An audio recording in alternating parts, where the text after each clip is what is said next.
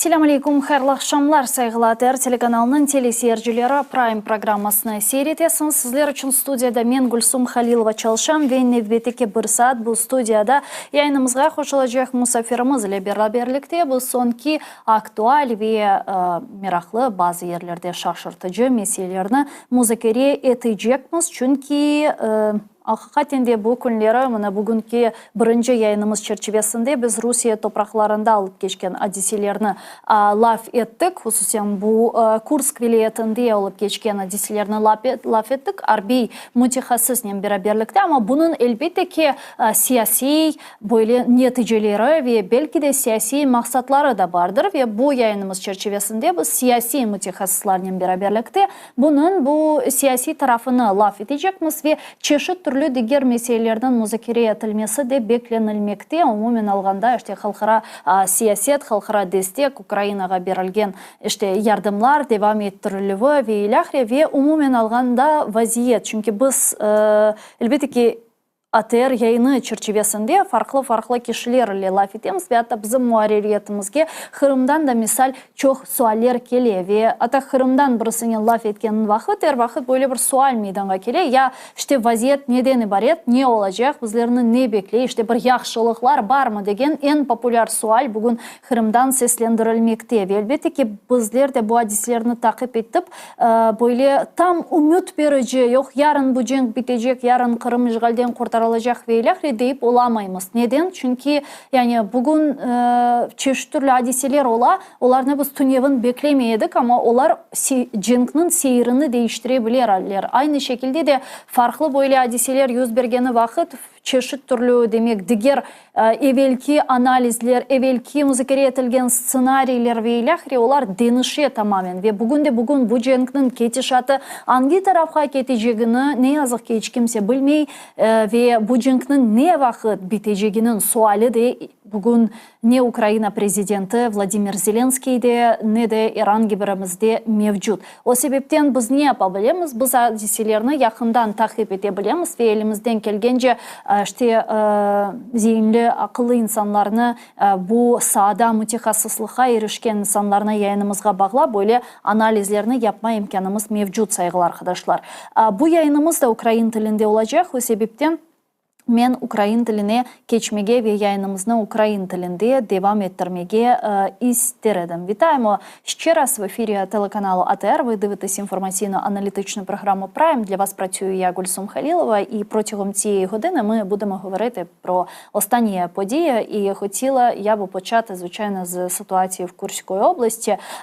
Стало відомо, що російська залізниця повідомила, що тимчасово закрила для пасажирів вокзали на станціях Суджа, Кореневе, сел у Курській області через бойові дії. Повідомляється, що для забезпечення безпеки руху в Курської області влада проводить додаткові огляди інфраструктури та інструктує персонал. Рух поїздів з винятком Суджанського і Коренівського районів здійснюється в штатному режимі. Перед цим російське Міністерство оборони підтвердило просування українських військових у двох районах Курської області РФ і заявило, що перекинуло до кордону резерви і обстрілює Збройні сили України з авіації. Але тут, мені здається, треба зазначити, що поки що офіційної інформації від Генерального штабу Збройних сил України, від президента України та інших високопосадовців українських, офіційної інформації щодо того, що там зараз знаходяться Збройні сили України,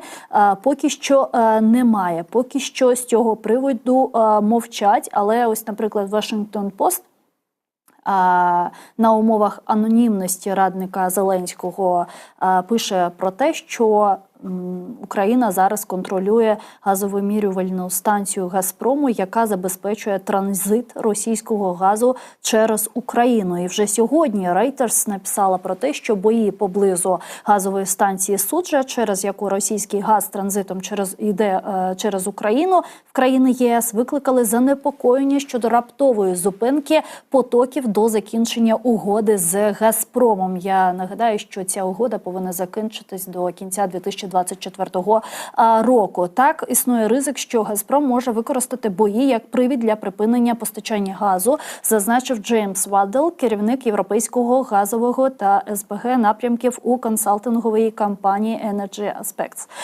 Водночас «Газпром» заявив, що поки продовжуватиме транспортувати газ через Україну, оператор української газотранспортної системи повідомив, що операції тривають у звичайному режиму, пише агентство.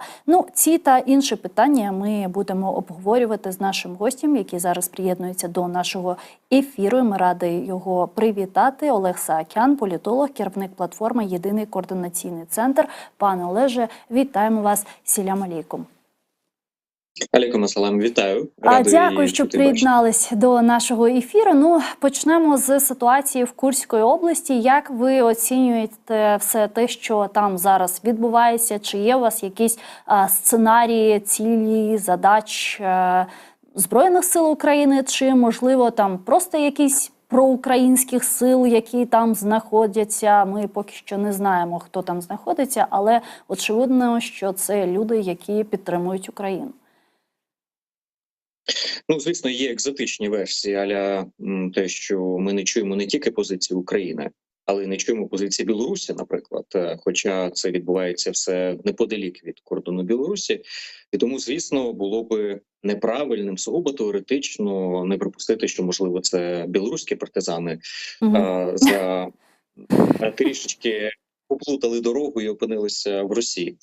Але все ж таки ми з вами не офіційні особи, тому ми можемо без ефемізмів, називати речі своїми іменами. Так, давайте. Абсолютно зрозуміло, що це український контингент, який наразі виконує завдання на території Курської області вздовж українського кордону.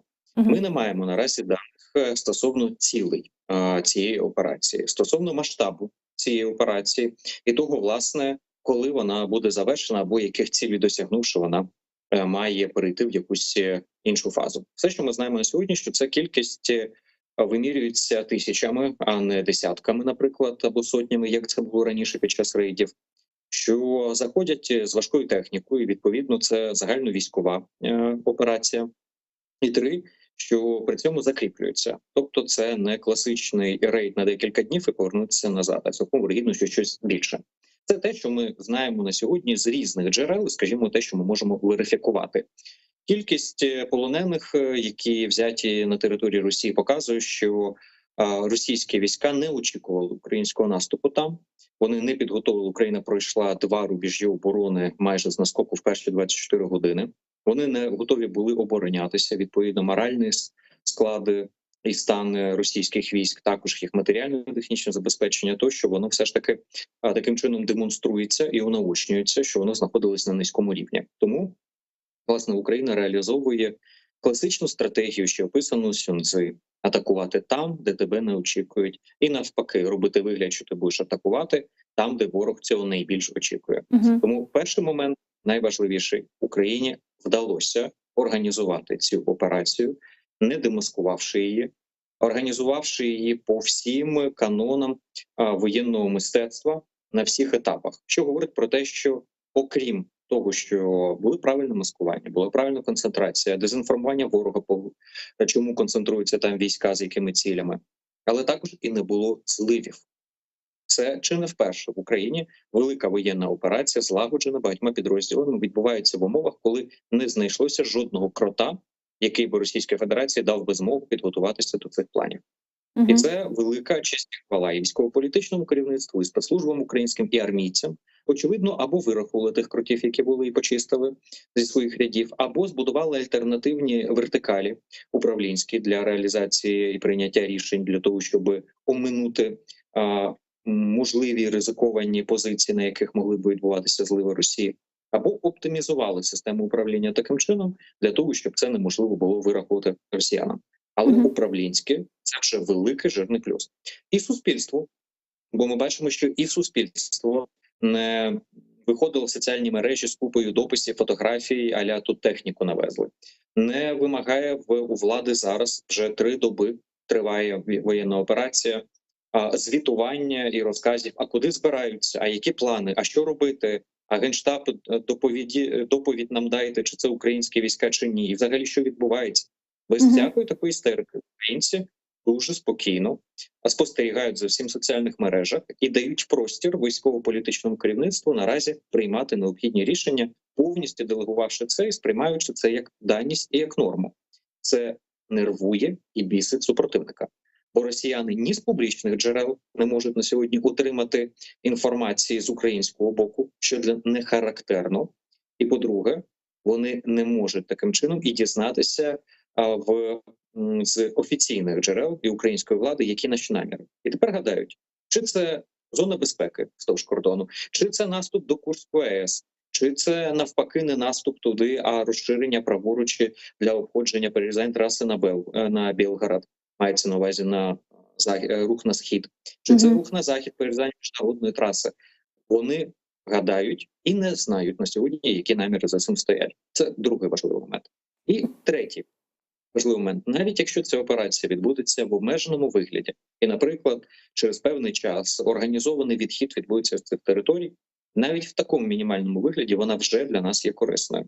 А якщо ще й відбудеться закріплення на територіях, створення зони безпеки, а можливо заходження ще глибше, бо на сьогоднішній день Україна вже зайняла більше населених пунктів і ширше вдвічі, а в деяких ділянках за непідвижною 4 рази ширше в глибину, мається на увазі, і в 1,5 рази ширше вздовж кордону. Зона безпеки зайнята українськими військами, ніж росіянами на Харківщині. Власне, Україна зараз демонструє, як такі операції мають проводитися.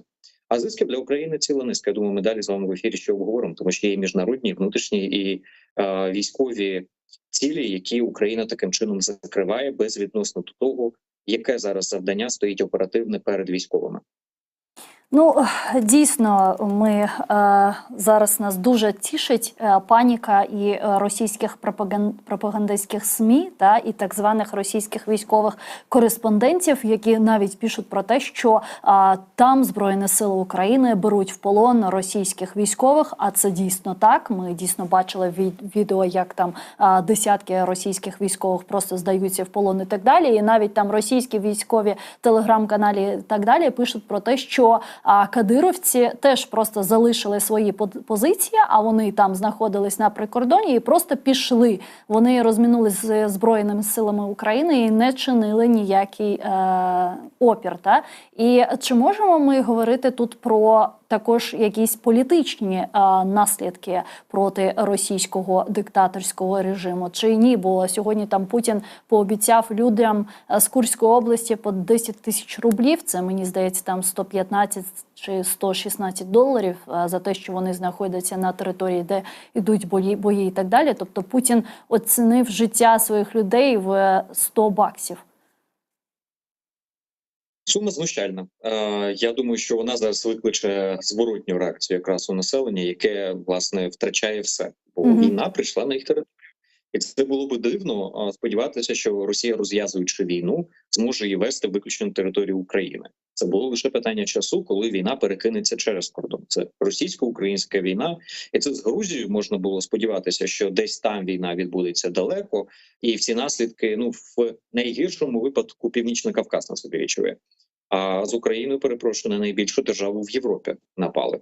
Це вам не дитяча прогулянка. І тим не менш росіяни залишалися в своєму улюбленому міфі, що вони якісь виключні, і що перед ними є якийсь екзистенційний страх у всіх, що всі мають одразу просто цепеніти при одній думці, що там з'явиться росіяни. А якщо Кадиров, це так взагалі. Мені взагалі здається, що в Росії зараз варто було би, як мінімум компас, як максимум GPS подарувати кожному кадирівцю. Бо коли Пригожин йшов на Москву, вони також з ним якось дивно розминулися, по сусідній трасі блокпости зробили. В них з географією, судячи з усього, таки все дуже погано.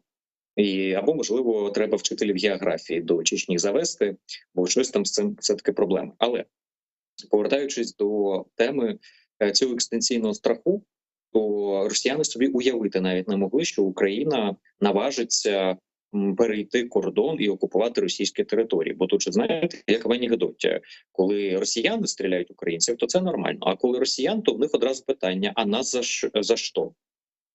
За те, що звідтіля стріляли по Україні. Цікаво спостерігати відео, коли летить літак, з нього скидаються, судячи з авіаційні бомби, і росіяни кричать, що «О, стріляють», а потім так це на нас летить, і починають звідтіля тікати. Тому що якщо це летить не по них, а в Україну, то в них велика радість.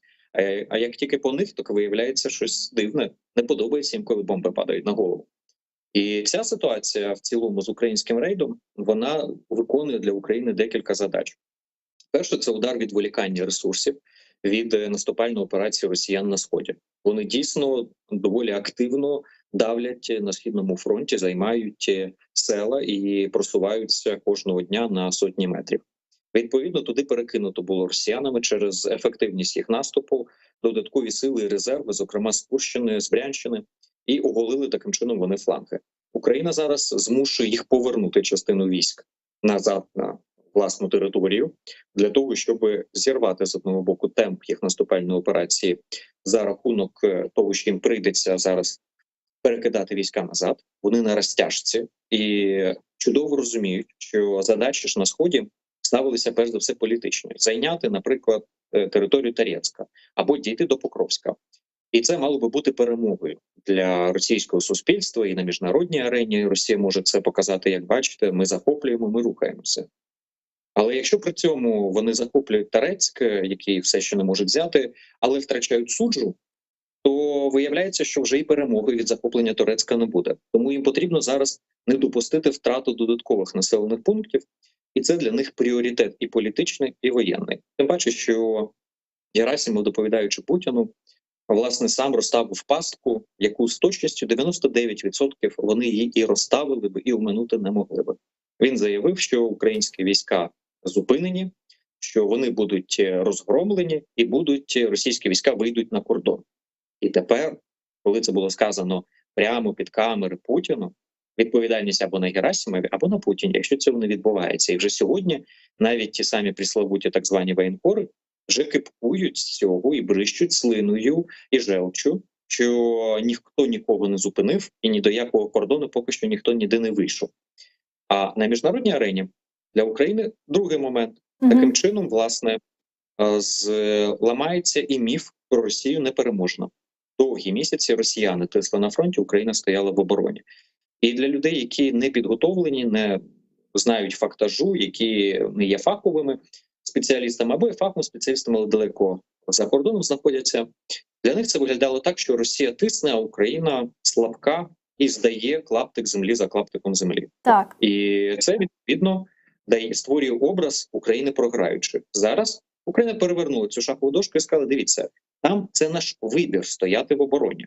Так, росіяни давлять, але фронт не сиплеться, і це оборонна операція. Але і наступальні операції ми можемо здійснювати і зухвало, і майстерно, і перемагати росіян на полі бою. І ось вам демонстрація цього. Ну і плюс, чи можемо ми говорити про те, що це меседж не лише України її західним партнерам та іншим партнерам, а й меседж, наприклад, до псевдопартнерів Російської Федерації, та, наприклад, того ж Китаю, того ж там Ірану чи інших її партнерів, які там підтримують Російську Федерацію так чи інакше, чи закрито, чи відкрито і так далі. Але все ж таки це ж демонструє їм про те, що, ну, дивіться, Росія, якій ви там допомагаєте, ну, просто не контролює свої кордони. Безумовно, і відповідно вони не можуть розраховувати на серйозну підтримку Росії, коли в них власне будинок горить. Одна справа – це вони ведуть не дуже успішну або неуспішну, але експедиційну кампанію на території іншої держави. А інша справа, коли вже війна на їх територію перекинулася. Іран розуміє, що в цих умовах Росія буде їм допомагати лише по принципу спочатку закриття власних потреб. Так само, як і інші гравці, це ж розуміють. Все збіглося в часі з підтримкою Україною туарегів і ударами в Африці по Росії, по вагнерівцях, що також підважило образ Росії. І там вони зараз програють, і в Україні вони програють. Це має кумулятивний ефект. Наприклад, теж Малі трималося, зокрема, хунта, яка прийшла минулоріч на російських штиках. І вони їм допомагали, вагнерівці запросили, щоб долати туарегських повстанців. Не від хорошого життя, а для того, щоб забезпечити свою силу. І це логічно, бо Росія відігравала роль такого собі вінця харчового ланцюжку в Африці. Росії ніхто не міг кинути виклик. За кого з диктаторів, з хунти виступає Росія, той собі забезпечує безпеку. Але тепер Росію розбили, проти Росії там присутня Україна. І всі ці диктатори розуміють, що запрошення Росії до себе для захисту тепер перетворюється в запрошення в один той самий момент і українців на противагу Росії проти цих диктаторів. А це вже, погодьтесь, не дуже приємна перспектива. Одна справа, коли ви отримуєте старшого брата поруч з собою, який вас захищає, а інша справа, коли ви перетворюєте завдяки йому в полігон і вас б'ють з обох боків. Не така вже приємна історія для диктаторів. А це великі гроші для Росії, це їх іміджові можливості розширення своїх впливів в Африці, торгівля ними з іншими гравцями. Відповідно, там Росія зараз отримала, перепрошую, по морді боляче, в Україні, що окрім символічного моменту з міжнародним розрізом, він же має внутрішній. Росіяни єдине, чого не пробачають, і це похідна від їх ключової, як кажуть в Москві, скрепи руського міра, це культа сили. У росіян все вимірюється силою. Б'ють, значить любят, бояться, значить уважають, сильний, значить прав. А хто сильніше, то ти прав. І відповідно, якщо ти слабкий, то ти неправий.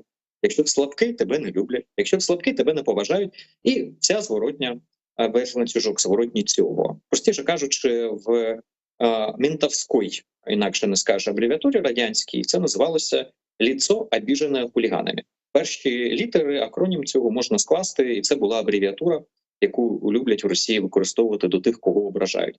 І от зараз продемонстровано, що саме цією абревіатурою з 3 літер є Путін, і він нею робить росіяни, бо він прорахувався, бо він втрачає ситуацію із рук. І також це створює і тиск на еліту, яка задумується над тим, що це така авантюра, мабуть, ця таки до катастрофи веде. І на військових. Зараз на всьому фронті російському стоять війська. І частина там присутніх, вони якраз родом з цих областей. Навіть якщо один зі 100, з Брянщини, Курщини, Білгородщини, і вони зараз замість того, щоб виконувати завдання і йти в м'ясні штурми, вони дивляться і намагаються знайти інформацію про те, що відбувається з їх території російської, звідки вони родом, або чи не дійшла лінія фронту до них, чи ні. І сидячи без інформації, вони нервуються. А чи не захоплено вже їх населений пункт? А чи не потрібно батьків вивозити, ще когось? І вони це передають тривожність і іншим по окопам. Відповідно, навіть ті, хто далекі від цих територій, тим не менш, для них ситуація з тим, що там, на іншому боці, зараз російська влада і війська ситуацію профукивають, вона є деморалізуючою. Тому тут є тиск і сугубо психологічний на всіх, починаючи від еліти, завершуючи широкими верствами населення і їх армійцями. Ну і звісно ж, для переговорів будь-яких консультацій міжнародних, навіть без Росії мається на увазі, а в комунікаціях з партнерами із Заходу, і з Півдня глобального, тепер теза Путіна про враховувати реалії на землі грає абсолютно іншими фарбами. І тепер вона грає на руку не тільки Путіну, але й Україні. Бо якщо враховувати реалії на землі, ну так дивіться, реалії можуть змінюватися, Україна так само їх може формувати. А от ті так звані присловуті червоні лінії, Україна черговий раз демонструє, що їх не існує. На повірку вони виявляються коричневими. Правда, невідомо, чи то з путінської валізки накреслені, чи то зусиллями західних слабодухих експертів, які намагаються весь час оцінювати Росію через призму власних уявлень і стереотипів. Пане Олеже, до Курської області ми ще повернемось. От відходячи від теми, ви згадали про африканський континент і про дії там російських військових, зокрема російських ЧВК, і в тому числі Вагнер. І у мене тут виникло запитання: а навіщо ці регіони Путіну?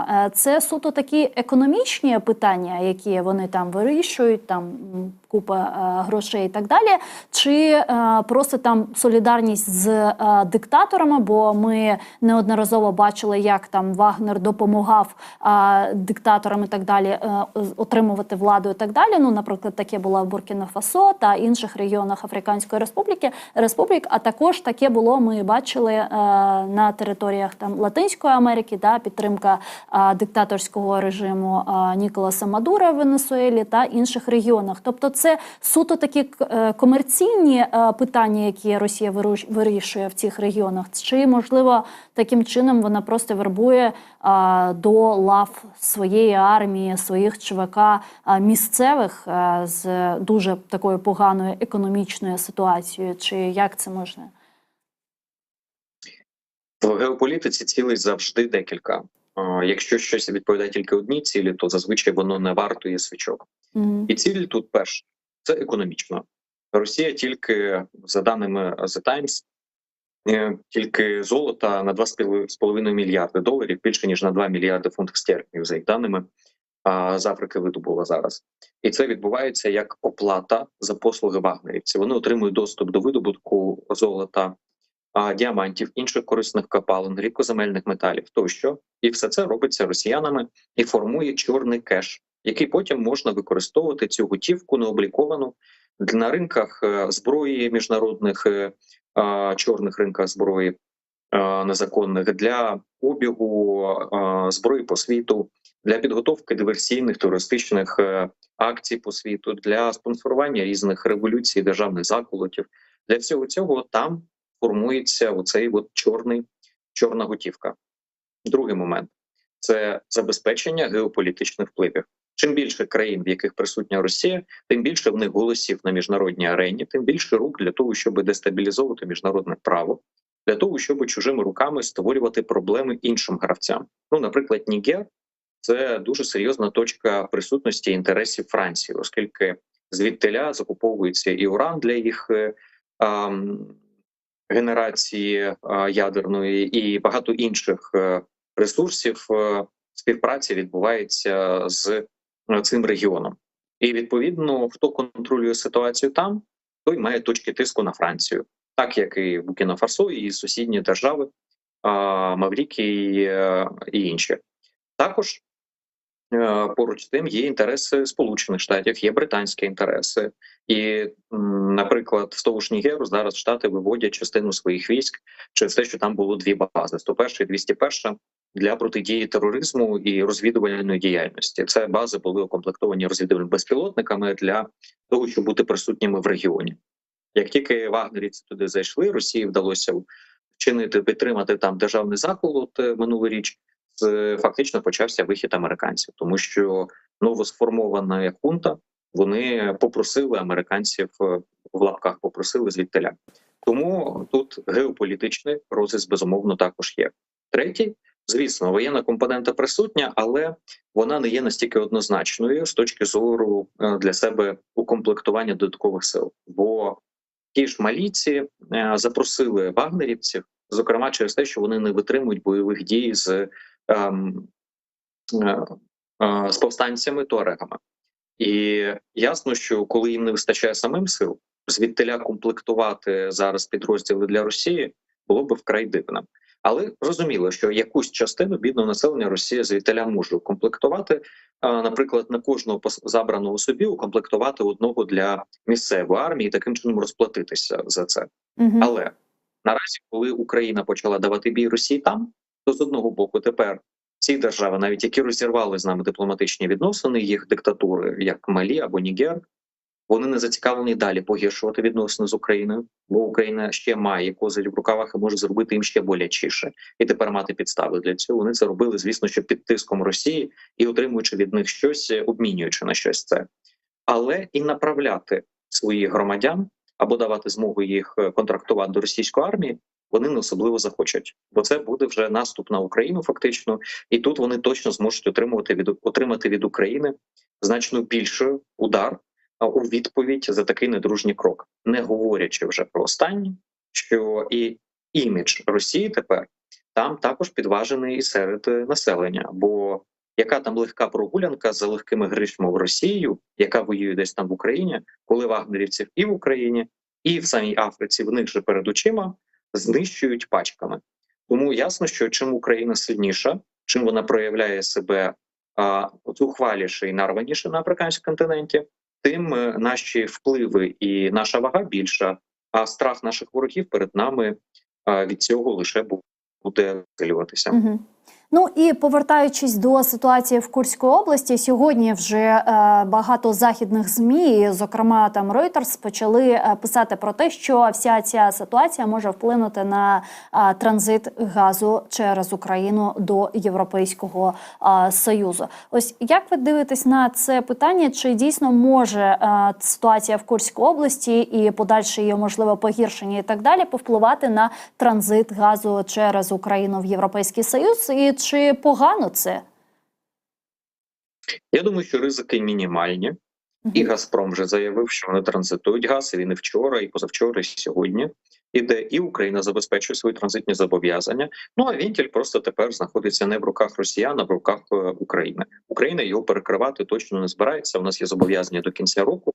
Але важливо, що тепер цей вентиль в нас в руках. Бо росіяни могли маніпулювати і брати, і в найхолодніші часи брати його перекривати, наприклад. Так. Наразі ж перекрити його там, принаймні, неможливо. А перекрити його раніше – це залишити цілу низку російських населених пунктів так само без газу.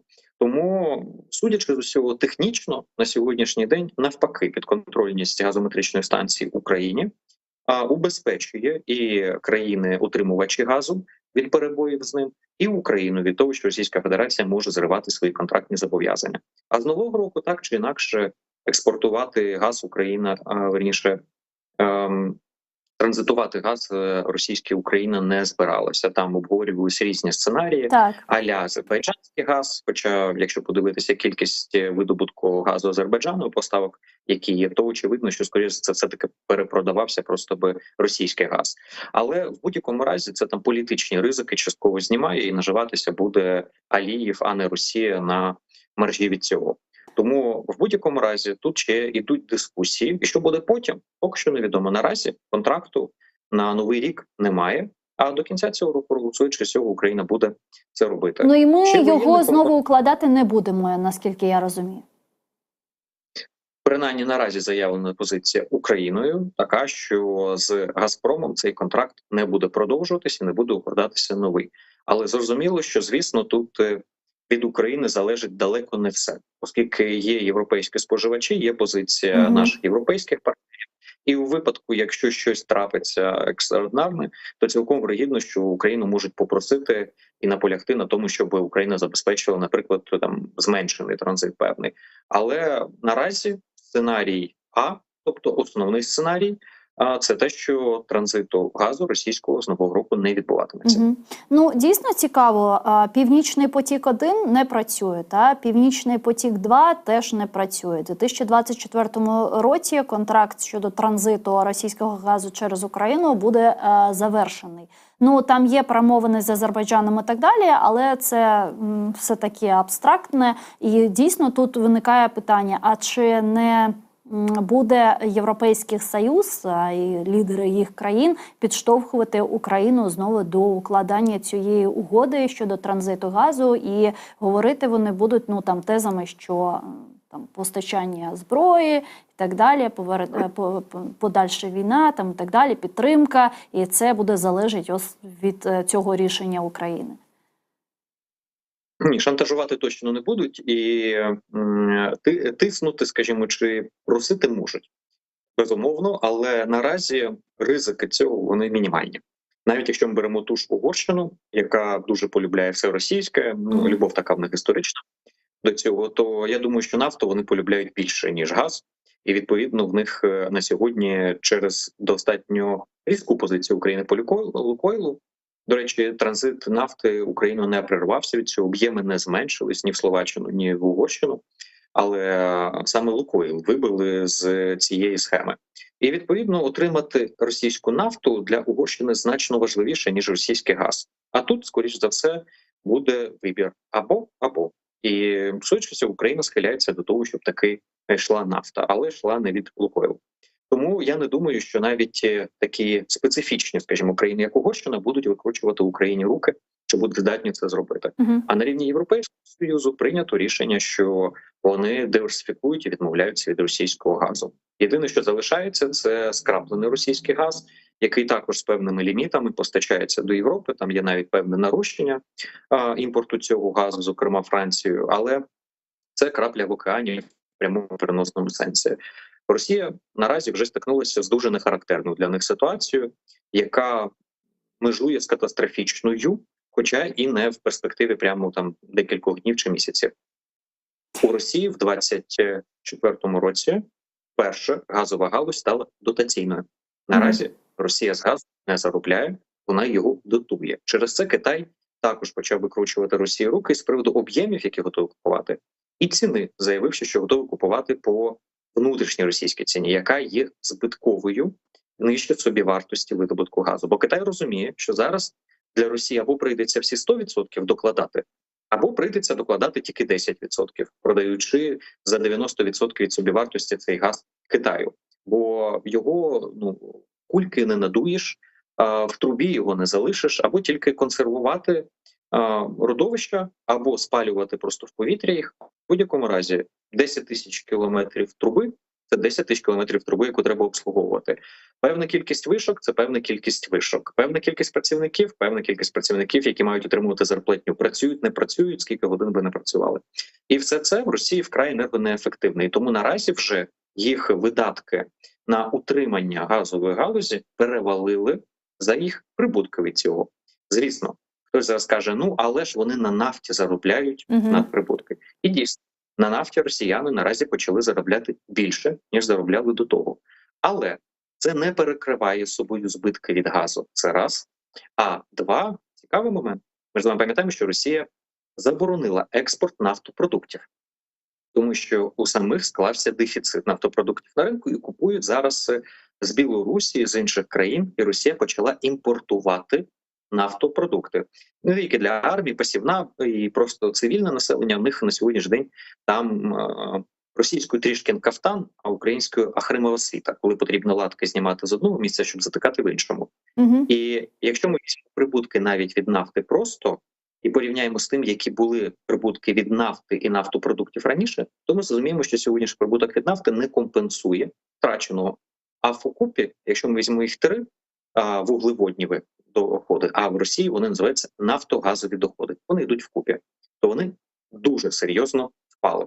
Тому наразі сам газ для Росії це стало ахілесовою п'ятою. І Газпром на другий день не просто так сказав, що вони будуть експортувати, все нормально, відвантажили стільки, скільки треба, і, власне, не бачать зараз ніяких загроз для транзиту через Україну газу. Ми з вами так з Курської області дуже плавно перейшли до міжнародки. Я б хотіла продовжувати цю тему, бо те, що відбувається в Курській області, наразі вчора ми там почули заяву з Білого Дому, які там запросили пояснення України, що там відбувається. Сьогодні ми почули про те, що вони кажуть про те, що ми маємо там право на захист. Очевидно, натякаючи на ситуацію в Курській області, але все ж таки виникає запитання, як вони в подальшому будуть реагувати на все це, якщо мова йде про утримання, наприклад, цієї території, чи, можливо, там захоплення АЕС, яка розташована на території Курської області і так далі, бо до цього ж війна йшла на території України, Україна повертала свої окуповані території, а Росія нападала на Україну. Ми знаходились в обороні, але зараз Збройні сили України вже на території Російської Федерації. Це те, що, здається, побоювались наші західні партнери, коли говорили про те, що не можна там бити західною зброєю по території РФ, не можна переносити там війну на території Російської Федерації і так далі. Тобто в подальшому, які ви очікуєте, можливо, зміни в позиціях наших західних партнерів? Це класика жанру: гнів, торги, депресія, прийняття. Всі фази пройдено. Зараз знаходяться на фазі депресії одні, і ми бачимо, що мовчать, просто знають, як відносити до цього. Частина знаходиться на фазі прийняття, як ми побачили позицію Європейського Союзу в цілому, євробюрократії брюссельської, побачили Сполучених Штатів позицію, які на межі оцього від торгів депресії до прийняття таки прийняли це. Ясно, що гнів, заперечення, все це ми проходили раніше, коли Україна просила дозвіл бити по території Росії. Особливо це відчулося, коли Росія оголосила створення так званої санітарної зони. Тягне їх, перепрошую, на всяке лайно. Подобаються їм хороші речі, санітарними не назвуть. Зони безпеки, як називають в Україні це, а росіяни чомусь от санітарну хочуть на Харківщині. В той момент були гнів, торги, і от ми тоді пройшли торги, нам дали дозвіл бити по прикордонню російському. Наразі вже прийняття. Тому, судячи з усього, і цю криву було пробито. Україна продемонструвала, що ескалаційні ризики існують лише в галюцинаціях західних експертів, які намагаються себе поставити на місце Росії, подумати, що би вони робили би на місці Росії. Одна лише біда: вони не росіяни, а росіяни не вони. І мислять росіяни абсолютно інакше, і ми тут краще знаємо, як вони мислять, бо одні ті самі книжки з нами читали, як мінімум їх мову знаємо і знаємо, яка там каша в них в голові, і чим вони послуговуються, як вони мислять, і як собі уявляють взагалі, що світ влаштований. Так. Тому, власне, і наразі такі кроки України викликають дуже стриману, скажімо, таку нейтральну підтримку публічно.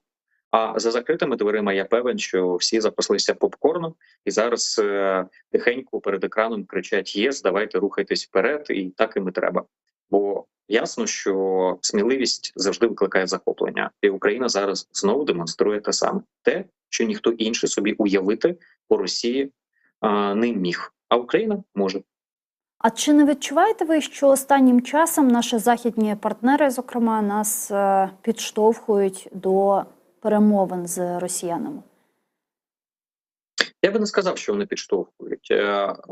Наші західні партнери готують Україну до того, що в певний момент можуть настати переговори, і цілком вирогідно, що після виборів в Сполучених Штатах може скластися ситуація, в якій спробують вчергове нас посадити за стіл переговорів. Є ті, хто намагаються скористатися цим, бо зараз об'єктивно ні ситуація на фронті, як ви бачите, вона не тяготіє до того, щоб був простір для переговорів. Ані геополітична ситуація наразі не склалася. Міжнародне право не стало зараз сильнішим і може примусити Путіна повернутися до статусу КВО 2013-2014 року. Ані не посипалось воно, і всі коаліції розсипались, міжнародні організації демонструють повну імпотентність, НАТО сказали, що захищати нікого нічого не будемо, і зрештою зараз потрібно Україні тоді крах приймати всього цього. Також цієї ситуації нема. Відповідно, єдине, що стимулює її, це вибори в Сполучених Штатах. І ціла низка держав зараз хоче зайняти собі найкращі місця в залі, розкупити квитки, згідно з якими потім вони розсядуться, коли вибори закінчаться, і з яких позицій вони зможуть говорити. Найпривабливіший квиток – це квиток посередника в питаннях російсько-української війни, яка має глобальне значення. Посередника квиток дає змогу сидіти на двох стільцях, не обираючи одночасно між тим і з ким. І таким чином ми бачимо Китай, Індію, Туреччину, Орбана, всіх гравців, яких тільки можна собі уявити, доходять до Латинської Америки, Бразилії, які хочуть спробувати себе в цьому амплуа.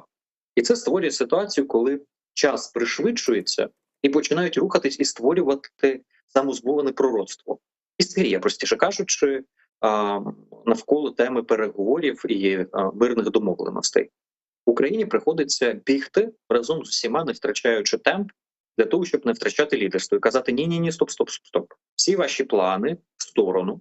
У нас є саміт миру, на якому більш 100 підписів, є формула миру, під якою під 100 підписів. От зараз буде друга ітерація цієї формули пропозицій, під які збереться другий саміт, а він буде в жовтні або трішки пізніше восени, якраз от вибори в Сполучених Штатах. Таким чином Україна намагається не втратити, і вдається, лідерство в питаннях мирних ініціатив, щоб не допустити туди деструктивні плани. Бо інакше може скласти ситуація, якщо ми станемо в позу, що через півроку, буквально місяці за 4, низка країн домовляться, Китай збере під свої пропозиції підписи і потім виставить якісь торгівельні інші вимоги, скажімо, перед західними нашими партнерами, перед Україною, і скаже: а от раз ви не маєте свого плану, ми вас саджаємо от за цим планом. І тоді дійсно буде скрутно. По Україні прийдеться відкидати їх план, сперечатися. А наразі Україна намагається зберегти ситуацію, коли нехай з нами сперечаються, нехай наші пропозиції відкидають, і перш за все нехай їх відкидає Росія, бо ж зрозуміло, що вони на це не погодяться. А вибори в Сполучених Штатах Америки, як ви вважаєте, як зможуть змінити ситуацію тут в Україні? Ну, це буде позитивне якесь подальші підтримці, звичайно, України рішення з боку нового кандидата чи нового президента, можливо, там Камали Харріс чи Трампа, чи навпаки, якщо буде Трамп, як є дуже багато побоювань, то якраз тоді нас будуть вимушувати сідати за стол перемовин з Росією? Може бути або дуже добре, або дуже погано. От чомусь біда. Ніхто не знає реально, що очікує.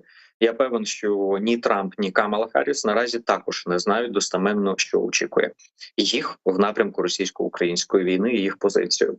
А очевидно, що буде контрастніше ніж наразі, і перед тим буде яма в декілька місяців півроку, в якій нам потрібно бути готовими жити в умовах відсутності перманентної Сполучених Штатів. У випадку приходу Трампа це буде з високою вірогідністю інституційна криза. Він буде кадрові чистки проводити. І те, що ми бачили по Конгресу, може стосуватися і Білого дому, і Держдепартаменту, і Пентагону, і Міністерства фінансів Сполучених Штатів, і в цілому уряду.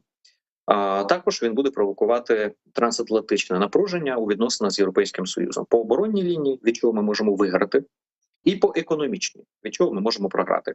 Але в будь-якому разі єдності трансатлантичної на той момент, скоріш за все, очікувати не варто, принаймні в тому вигляді, як нам би її хотілося. І цей кризовий період потрібно буде пережити. Це те, на що розраховує Путін, що цей момент у випадку приходу Трампа він буде вкрай вигідним для можливості розширити простір маневру, десь надавити, і зрозуміло, що скористатися тим, що Захід буде погрязнути в свої проблеми.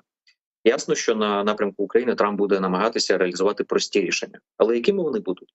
Нікому поки не відомо. Секрет Полішинеля плану в тому, що цього плану не існує. Про це Болтон сказав прямо.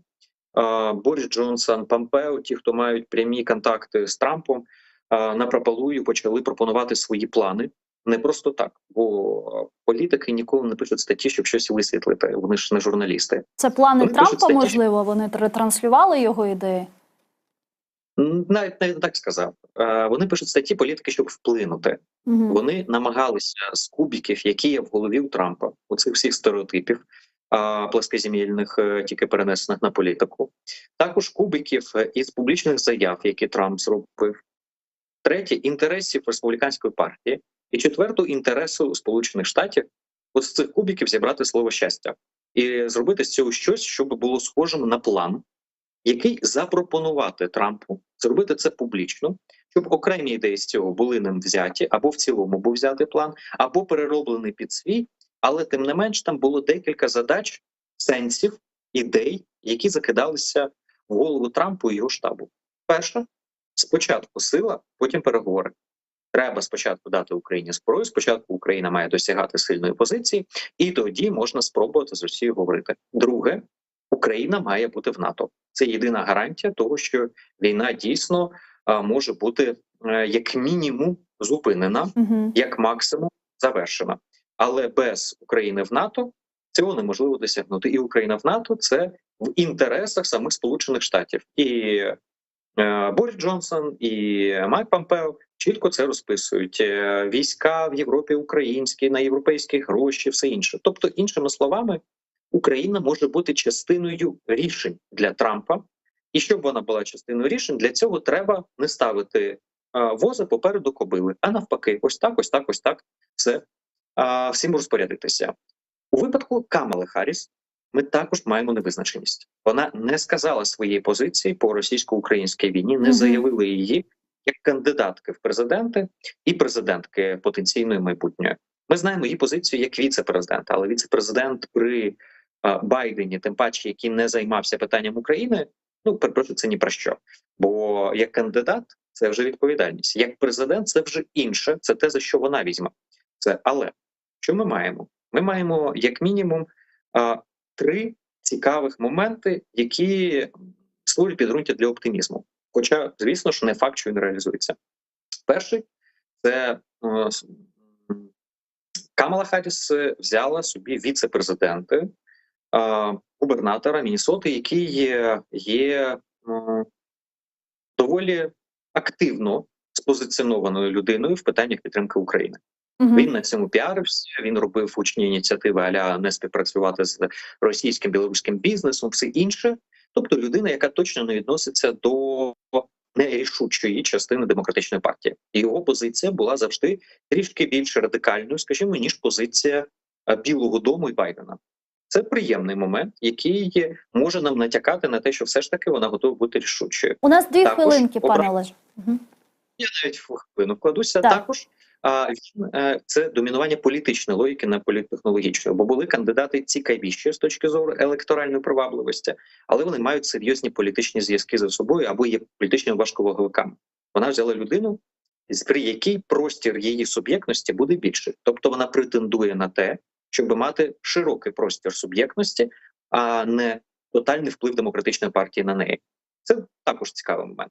І от ще моменти пов'язані з нею. Перше, вона не з покоління Байдена, який лише дивом уникнув гарячих поцілунків Брежнєва, бо вони приблизно в один самий час були присутні в політикумі, або більше йому років 10 було, коли Сталін помер. Тому що він ще заголовка в американських газетах ці має пам'ятати. І ясно, що він несе за собою всі ті страхи Другої світової війни, ХХ століття, холодної війни з Сполученими Штатами, потенційний обмін ядерною зброєю, Карибська криза, все це. Камала Харріс, вона з іншого покоління вже, вона цих страхів немає, вона може підіймати ставки. І вона відбулася як кадровий прокурор. Вона почала свою промову перше з того, що вона знає таких шахраїв, злодіїв, тощо вона знає такий типаж, яким є Трамп. Так. Але ж там через кому йде і прокурорський світогляд, і погляд на світ, це також певна своя специфіка. І сісти за стіл переговорів з міжнародним визнаним злочинцем Путіна для екс-прокурорки, ну, мабуть, не найбільша мрія її політичної кар'єри. Дякую вам дуже, пане Олеже Чохсаглну, що знайшли час та приєднались до нашого ефіру. Дякую, Саглунес. Олег Саакян був з нами на прямому зв'язку. Політолог, керівник платформи «Єдиний координаційний центр». Ну, а я, на жаль, вже на сьогодні вимушена з вами попрощатися, але ви залишайтесь першим кримсько-татарським телеканалом АТР. Далі вас вітатимуть наші журналісти інформаційної програми «Заман», де розповідатимуть про найактуальніші новини з тимчасово окупованих територій, зокрема з Криму. Сайгылар кадашлар, мен yayınımızda yekunlemek mecburiyetindem. Атерле олыңыз, біздің сайфилерімізге абоне олыңыз, дестек беріңіз. Біздер де елімізден келгенше күн 2 саат жанлы yayında сіздер үшін хаберлерні аңлатмаға ве анализлерні yapmaға devam edecekmiz. Көрішкенше.